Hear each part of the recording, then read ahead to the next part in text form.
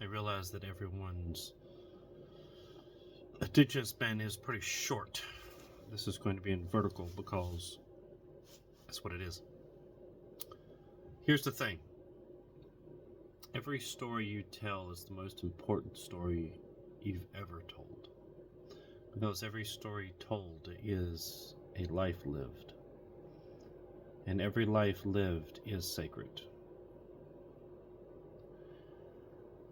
Think of it like the keystone that holds up the arch, or the gravitational pull at the core of the earth.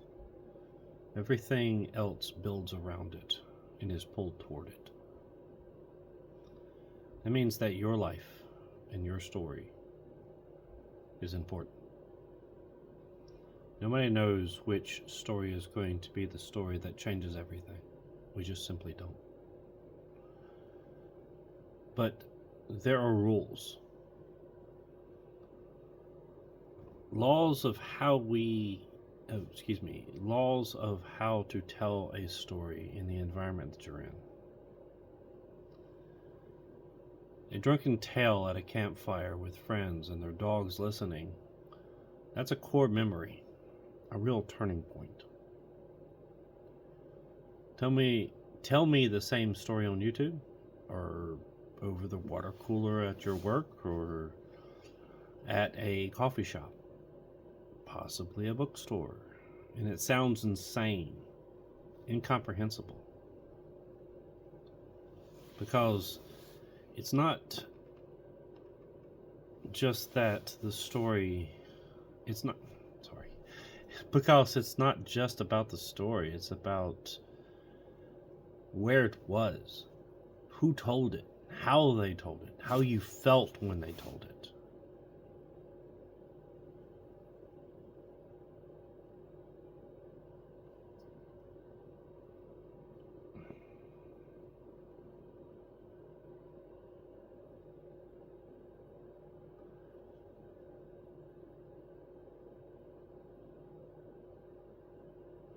Because it's not just about the story, it's about how you tell it in the place that you are. Is that a skill set?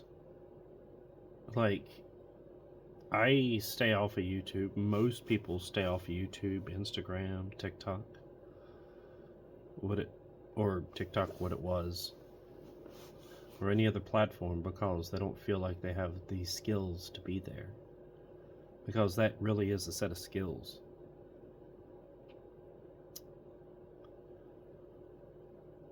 The thing is that we are locked in our reality. We are locked in to what we think is true. The world is messy. The world is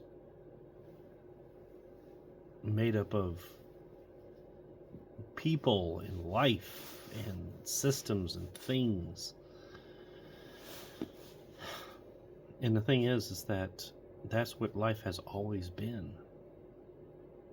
But for some reason, at some point, we've decided that everything has to be equated to something.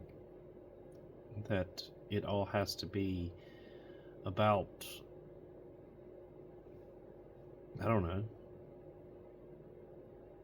I honestly don't know, because when I start talking about this, people are like, oh, it's about greed, or it's about that, or it's about politics, or it's about, I don't know, any particular thing. Name your poison. Just name it. It's none of that.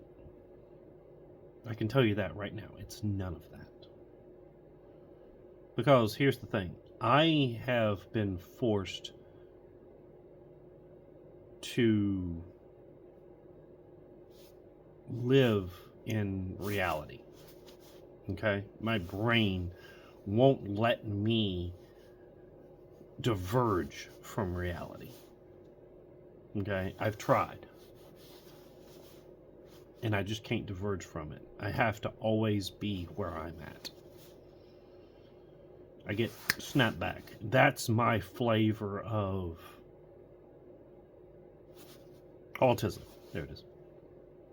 My flavor of autism is where I am. And I feel like there is a tremendous amount of people out there that has the same flavor of autism. It's the same flavor of personality. Most people are in the middle. Okay, they're not on the extremes, they're in the middle. And what puts people in the middle is because they see more than the extremes do. Okay? The extremes see an edge. They don't see the edge, they see a edge that they've chosen. Their vision is very, very narrow. Okay? If we were going to put it in any particular way, let's put it like this. Think about all of humanity as a base camp. Okay? A base camp is where we all live. And then you have people that grow the food, you have people that make the things, you have people that build the houses, you have people that manage the things. Then you have people that go out and scout. Okay? They go out and scout around. Cool. So they scout around and they start seeing things. They start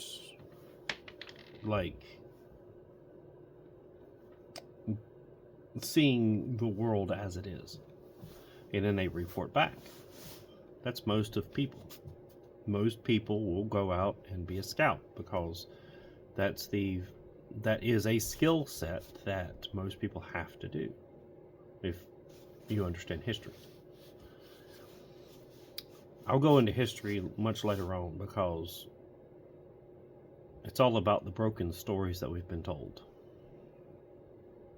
Anyway, I just wanted to give you that little snippet because I'm sort of sick of trying to develop this thing and I'm just going to make it. And if you've got any, if you want to see something different, if you want to hear something different, or if you just got something nasty to say, something good to say, or something to say, or nothing to say nothing. Because that's probably the best thing that anyone can say is nothing. Not because of mine, but because you watch it, you see it. I'm here and I am doing what I can because I want to help. And I don't know how to help because, as I have said, the stories are broken. We're living in unprecedented times, and it should be our only goal to get into precedented times. I want let me look this up. Hang on.